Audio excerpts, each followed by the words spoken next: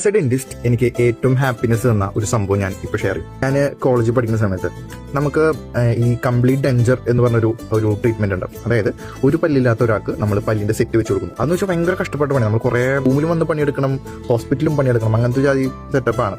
അപ്പോൾ ഇത്രയും നമ്മൾ കഷ്ടപ്പെട്ടിട്ട് നമ്മൾ ആ സാധനം ഉണ്ടാക്കി എന്നിട്ട് ഞാനത് പേഷ്യന്റിന് കൊടുത്തു.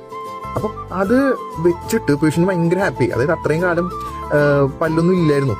അപ്പോൾ അവർക്ക് മര്യാദയ്ക്ക് ചിരിക്കാനോ മര്യാദയ്ക്ക് സംസാരിക്കാനോ നല്ല രീതിയിൽ ഭക്ഷണം കഴിക്കാനൊന്നും പറ്റിയിട്ടില്ല.